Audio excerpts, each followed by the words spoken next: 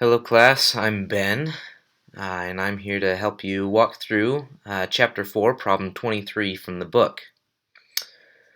So the first thing I've done is up here, I have copied down the instructions here. We're supposed to prepare the closing entries for the temporary accounts at August 31st for Ryan Company.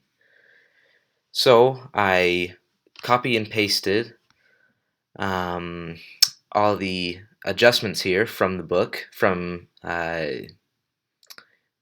section 21 here, problem 21, and I have blurred out, or not blurred out, but changed the color of the before adjustments because we don't care about those for closing entries, we care about the after adjustments. Here I've also highlighted a few things.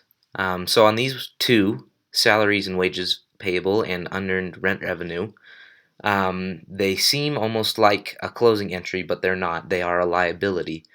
So we just need to watch out for those, just we don't need to use them. The second is I have color-coded these, the service revenue, the dividends, and the expenses. And then over here I have basically copied out of the book the general journal and applied the numbers from all of the dividends and revenues and expenses we need to put in. So the first step we need to know is the temporary accounts are all service revenues, all expense accounts, and dividends. And the permanent ones we do not close. So we don't need to worry about those. The second is this graph over here, which is the order in which we need to do things. So the first step we need to do is the revenue accounts we need to put into the income summary, and then the expense accounts into the income summary, and then we need to close the income summary into retained earnings, and finally we'll close dividends into retained earnings.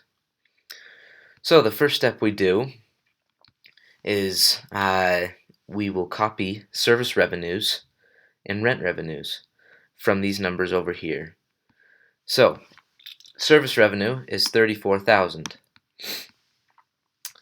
and so the service revenue and rent revenue have a normal credit balance. So we need to copy these numbers over here into the debit account because we want to debit the positive credit balance to get the balances to zero.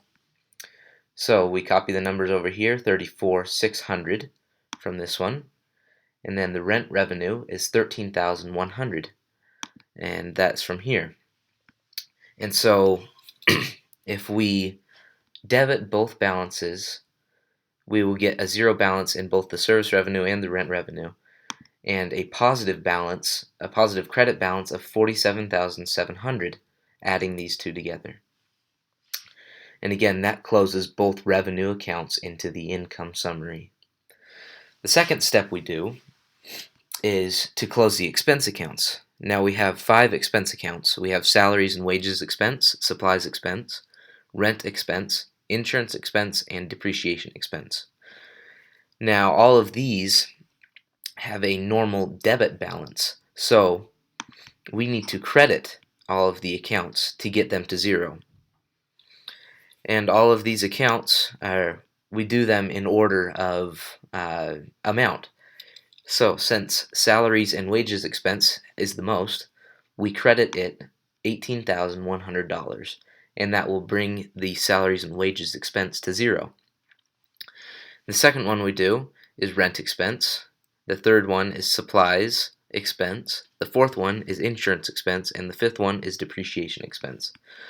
So I've taken all of these balances and copied them over here because we need to credit them to zero. And adding all these numbers together, the 18,100, 10,800, 2,000, 1,500, and 1,200, brings us to a total of 33,600, and that is what we debit the income summary. And after that, we will have a positive balance in the income summary of 14,100. But we need the income summary to be zero as well because it is not a permanent account, it is a temporary account. So we take the positive balance of the income summary and debit it completely, entirely.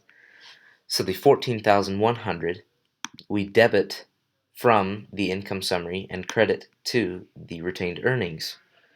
So the retained earnings is a permanent account, and it has a positive balance of 14,100 right now. And now we have closed the income summary account. And the last thing we need to do is to close dividends to retained earnings. So the dividends over here has a debit balance of 2,800. So we need to credit the dividends account.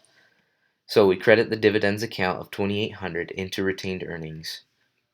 And we take that 2,800 and it goes straight into retained earnings, which is a permanent account. And that is all of the closing entries for the temporary accounts after adjustment.